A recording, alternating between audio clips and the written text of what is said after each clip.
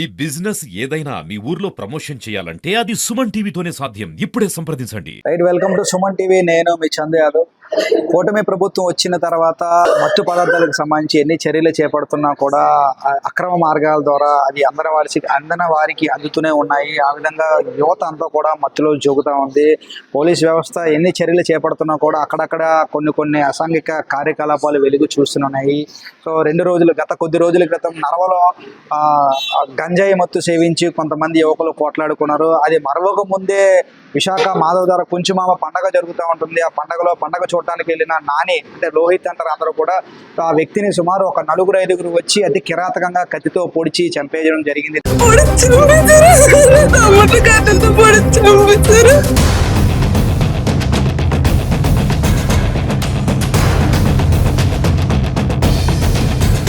10 కత్తిపోట్లు కిడ్నీల్లో దిగిపోయినాయి, గుండెల్లో దిగిపోయినాయి.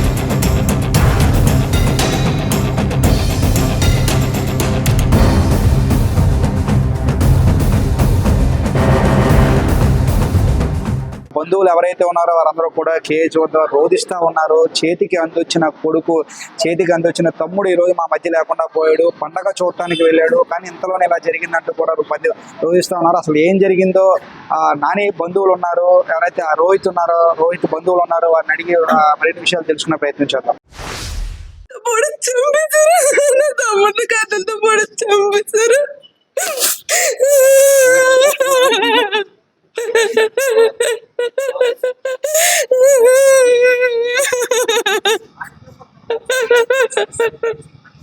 పండగలోకి వెళ్ళిన తర్వాత జరిగిందమ్మా.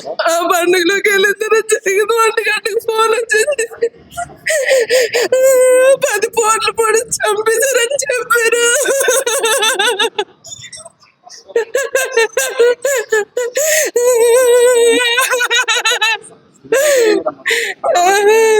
అదేం తెలియదండి. మా పిన్ని 1 గంటకి ఫోన్ చేసి చెప్పింది, ఇలా బాబుకి పొడిస్తారు రండి అనేసి.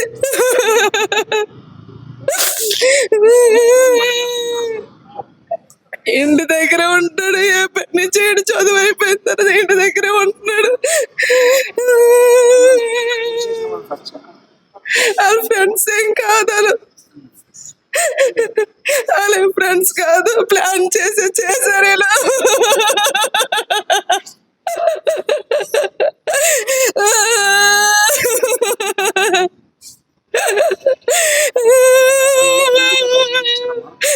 కంప్లైంట్ ఇస్తున్నారంట.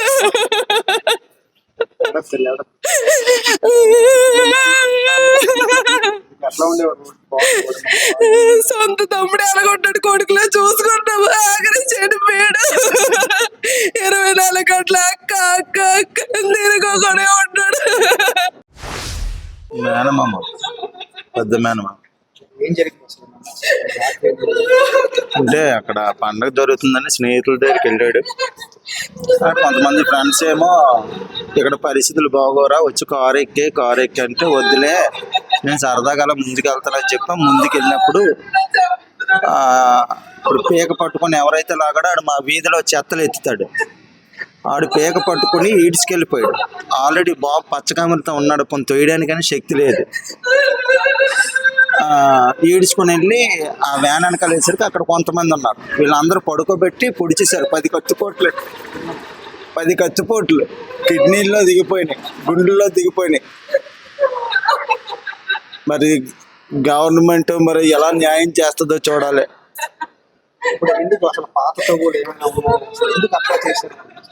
మరి ఆ సంగతి నాకు తెలియదు. ఇప్పుడు ఎవరైతే పీక పట్టుకుని ఈడ్చుకుని వెళ్ళాడో ఆడికి అన్నం లేకపోతే ఈడే తీసుకెళ్ళి అన్నం అది పెట్టేవాడంట. భోజనాలు అక్కడ కుర్రోళ్ళందరూ చెప్తున్నాడు. ఈ నాయని కూడా ఎవరైనా తిరగబడతా తప్ప స్వతహాగా వెళ్ళి గొడవలు పెట్టడు. ఆ రకంగా గొడవలు వచ్చాయి. ఆడి పీక పట్టుకుని ఈడ్చుకెళ్ళిపోయాడు. ఆడికి ఎన్నోసార్లు తిండి లేకపోతే ఇప్పుడు చనిపోయినోడే తిండి పెట్టాడు. కనీసం వాడి విశ్వాసం లేకుండా కూడా అలా చేశాడు అని చెప్పి వాళ్ళ స్నేహితులందరూ చెప్తున్నారు. వీళ్ళు ఇప్పుడు ఎవరైతే చంపేశారో బ్యాక్ పట్టుకుని సీసీ ఫుటేజ్ వచ్చింది బయటకి, పట్టుకొని తీసుకెళ్ళిన తర్వాత పడుకోబెట్టి, కారు కాదు అది వ్యాన్ ఏదో ఉంది అక్కడ, ఆ వ్యాన్ దగ్గర పడుకోబెట్టి పొడిచేశారు. కిడ్నీల్లో దిగిపోయినాయి, గుండెలో దిగిపోయింది. ఆ రెండిట్లో అవ్వకపోతే సన్నంగా ఉన్న కొద్దిగా మ్యాన్ పవర్ ఉన్న వ్యక్తి ఆ అబ్బాయి లేచి ఉన్నాం, కానీ అసలు పార్టీలోకి అది కత్తి తగలడం వల్ల తెల్లవారు 5 గంటల వరకు కూడా కొట్టుకున్నాడు. గింజుకొని 5 గంటలప్పుడు చనిపోయాడు. ఆ పిల్లల్ని ఎత్తుకొని పెంచిన పిల్లలు ఇప్పుడు 20 సంవత్సరాలండి. 20 సంవత్సరాలు. తండ్రి ప్రేమ లేదు, తల్లి అంటే ఏదో అలగలగుండాలి పెంచుకొచ్చింది. ఎవరి ప్రేమ బాబుకు లేదండి. అలాంటి పరిస్థితుల్లో చనిపోతున్నప్పుడు కూడా ఎవరు లేని అనాథలేగా చనిపోయాడు. అంతమంది స్నేహితులు ఉన్నారు. చనిపోయిన తర్వాత ఇక్కడికి వచ్చిన తర్వాత 100 మంది స్నేహితులు వచ్చారు మళ్ళీ హాస్పిటల్ దగ్గర. పొడుస్తున్నప్పుడు ఎవరు లేరు. ఇది జరుగుతున్నప్పుడు తాగేసి ఉండాలి, గంజాయిలు తాగుతారంటారు వాళ్ళందరూ. మరి విన్నాను కానీ నేను ఎప్పుడు చూడలేదు.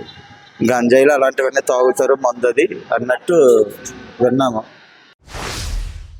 అన్నం పెట్టాడు, ఎవరైతే ఆ మెడ మీద చేయి వేసి తీసుకెళ్లారో వాడికి చాలా రోజులు అన్నం పెట్టాడు నాని. కానీ వాడు అత్యంత కిరాతకంగా అన్నం పెట్టాడనే విశ్వాసం కూడా లేకుండా తన మెడ మీద చేయి వేసుకొని తీసుకెళ్లి ఒక వ్యాన్ ఎరక్కి తీసుకెళ్లి సుమారు 5 నుంచి 10 మంది కత్తితో పొడిచి చంపేశారు. చివరి క్షణం వరకు తను పోరాడుతూనే ఉన్నాడు.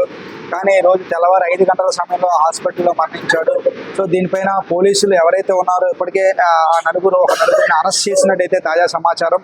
ఇంకా దీని వెనక చాలా మంది ఉన్నారు. వారందరినీ కూడా అరెస్ట్ చేసి నాని కుటుంబానికి తగు న్యాయం చేస్తారని కోరుకున్నాం. అదేవిధంగా కూటమి ప్రభుత్వం కూడా ఇటువంటి చర్యలు జరగకుండా మరిన్ని రక్షణ చర్యలు చేపట్టాలని అందరితో పాటు మనం కూడా కోరుకుందాం. చూస్తూనే ఉండండి సుమన్ టీవీ. వీడియో జర్నలిస్ట్ రవితేజతో చందు, సుమన్ టీవీ, విశాఖపట్నం.